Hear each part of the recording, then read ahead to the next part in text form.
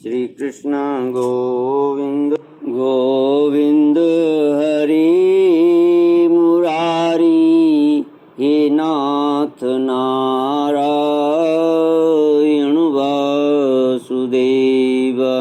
तब वह दैत्य मायासुर की बतलाई हुई आसुरी माया का आश्रय लेकर आकाश में चला गया और वहीं से प्रद्युम्न जी पर अस्त्र शस्त्रों की वर्षा करने लगा। महारथी प्रद्युम्न जी पर बहुत सी अस्त्र वर्षा करके जब वह उन्हें पीड़ित करने लगा तब उन्होंने समस्त मायाओं को शांत करने वाली सत्वमयी महाविद्या का प्रयोग किया।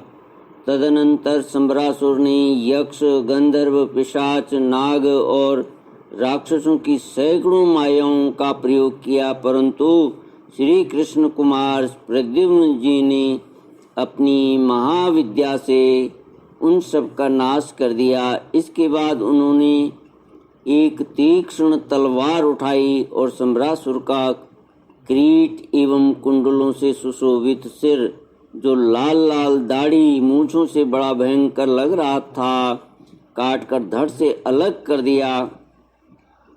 देवता लोग पुष्पों की वर्षा करते हुए स्तुति करने लगे और इसके बाद मायावती रति, जो आकाश में चलना जानती थी, अपनी पति प्रद्युम्न जी को आकाश मार्ग से द्वारकापुरी में ले गई। श्री कृष्ण गोविंद हरे मुरारी हे नाथ नारायण वासुदेव। परीक्षित आकाश में अपनी गोरी पत्नी के साथ सांवले प्रद्युम्न जी की ऐसी शोभा हो रही थी मानो बिजली और मेघ का जोड़ा हो। इस प्रकार उन्होंने भगवान के उस उत्तम अंतःपुर में प्रवेश किया जिसमें सैकड़ों श्रेष्ठ रमणियां निवास करती थीं।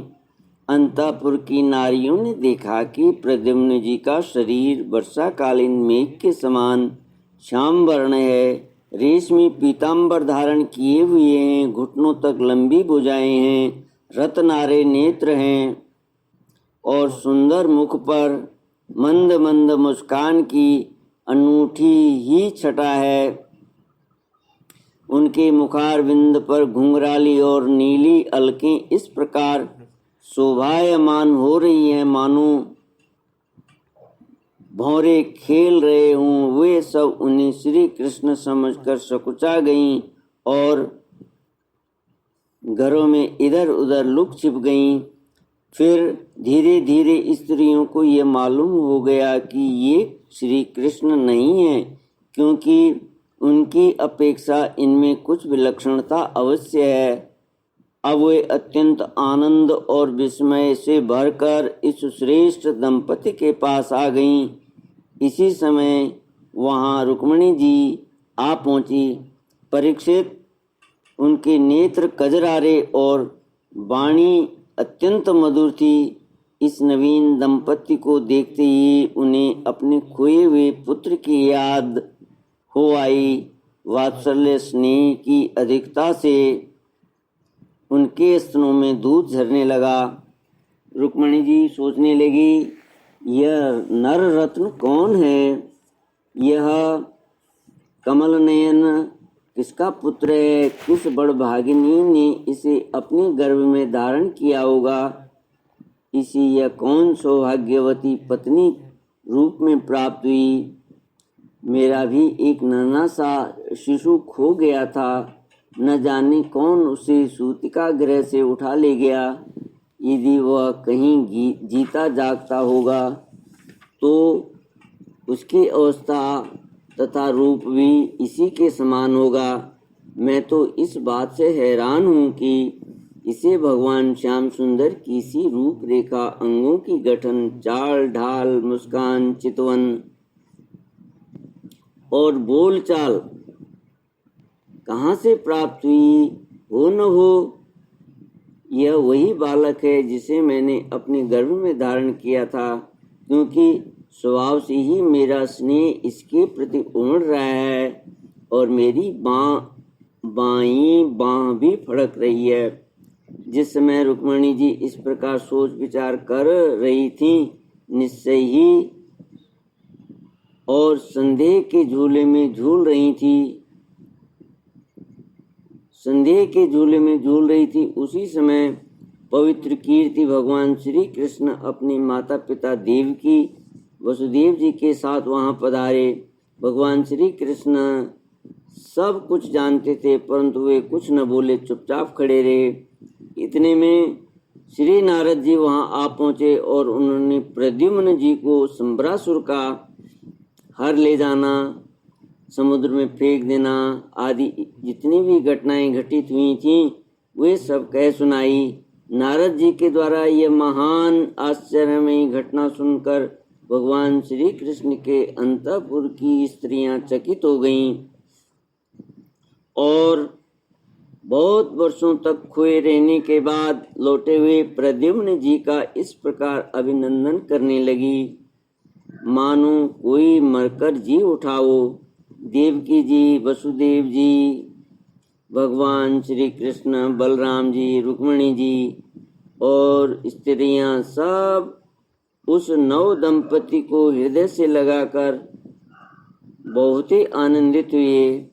जब द्वारकावासी नर नारियों को यह मालूम हुआ कि खोए हुए प्रद्युम्न जी लौट आए हैं, तब वे परस्पर कहने लगे, अहो कैसे सौभाग्य की बात है कि यह बालक मानो मरकर फिर लौट आया हो। परीक्षित, प्रद्युम्न जी का रंग रूप भगवान श्री कृष्ण से इतना मिलता जुलता था कि उन्हें देखकर उनकी माताएं भी उन्हें अपना पतिदेव श्री कृष्ण समझकर मधुर भाव में मग्न हो जाती और उनके सामने से हटकर एकांत में चली जाती थी।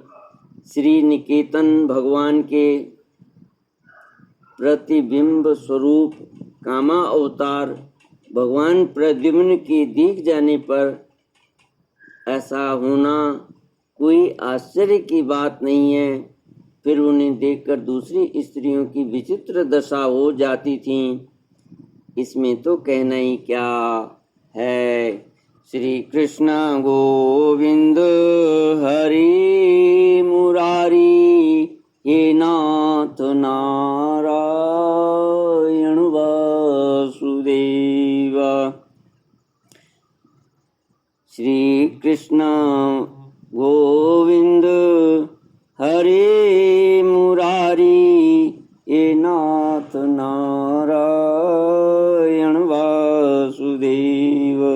इति श्रीमद्भागवते महापुराणे पारमहंस्यां संहितायां दशमस्कन्धे उत्तरार्धे प्रद्युम्नोत्पत्ति निरूपणं नाम पंचाशत्तमोऽध्यायः। ओम पूर्णमदः पूर्णमिदं पूर्णात् पूर्णमुदच्यते पूर्णस्य पूर्णमादाय पूर्णमेवावशिष्यते। ओम शांति शांति शांति। हरि ओम। श्री गुरुभ्यो नमः। हरि ओम।